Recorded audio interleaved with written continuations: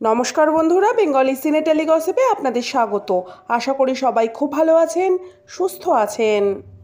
ছোট পর্দার জনপ্রিয় অভিনেতা ঋত্বিক মুখোপাধ্যায়। এই পথ যদি না শেষ হয় টুকাইবাবুকে আপাতত দেখা যাচ্ছে মন দিতে চাই সিরিয়ালে। এই সিরিয়ালের সেটেই নাকি মন দেওয়া নেওয়া সেরেছেন ঋত্বিক। বছরখানেক আগে এমন জল্পনা মাথাচাড়া দিয়েছিল। পর্দার শালিকা দোয়েল অর্থাৎ অভিনেত্রী শ্রীতমা মিত্রের সঙ্গে ঋত্বিকের প্রেমের জল্পনা ঘিরে কম হইচই হয়নি। তবে সময়ের সঙ্গে থিতু হয়েছে চর্চা। ঋত্বিক শ্রীতমার দূরত্ব মন কষাকষির জল্পনার মাঝেই ঋত্বিকের নতুন প্রেমের জল্পনা তুঙ্গে। হ্যাঁ, একদিকে যখন চাঁদি ফাটা গরমে পুড়ছে দক্ষিণবঙ্গ, তখন সোশ্যাল মিডিয়ায় উত্তাপ বাড়াচ্ছে ঋত্বিকের নতুন ইনস্টাগ্রাম পোস্ট। সমুদ্রধারে রোম্যান্সে ডুব দিয়েছেন মন দিতে চাইয়ের নায়ক। হাতে হাত চোখে চোখ সাগর পাড়ে জল পেরিয়ে হেঁটে চলেছেন দুজনে।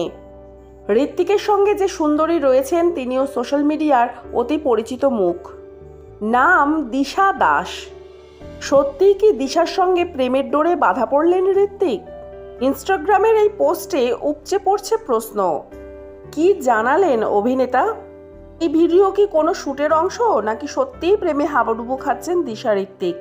অভিনেতা স্পষ্ট জানালেন, আমি চাই আমাকে নিয়ে মানুষের কৌতূহলটা জারি থাক। আমি এটা নিয়ে এখন কিছুই বলবো না, বললে মানুষের কিউরিওসিটি চলে যাবে।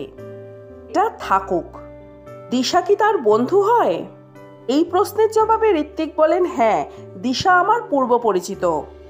তার প্রেম জীবন নিয়ে অতিরিক্ত চর্চা ঘিরে একদম চিন্তিত নন পর্দার সোমরাজ। দিয়ে রাখলেন বিধিবদ্ধ সতর্কীকরণ। তার কথায় আমার কিছু যায় আসে না, তবে হ্যাঁ, আমার লাভ লাইফের সঙ্গে এই ভিডিওর কোনো সম্পর্ক নেই। এটা বিধিসম্মত সতর্কীকরণ, আপনারা যা খুশি ভাবতে পারেন। দিশা একজন কন্টেন্ট ক্রিয়েটার, তার ফলোয়ার সংখ্যা রীতিমতো ঈর্ষণীয়। প্রায় 7 লক্ষ মানুষ ফলো করেন এই সুন্দরীকে।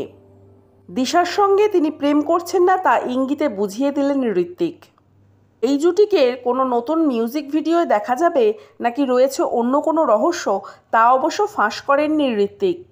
বিনোদন জগতের নানান আপডেট পেতে হলে আমার চ্যানেলটিকে সাবস্ক্রাইব করে রাখুন। ভিডিওটি ভালো লাগলে লাইক কমেন্ট শেয়ার করতে ভুলবেন না। আজকের ভিডিওটি এই পর্যন্ত। ভালো থাকবেন, সুস্থ থাকবেন, দেখা হবে পরবর্তী ভিডিওয়ে। ততক্ষণের জন্য টাটা।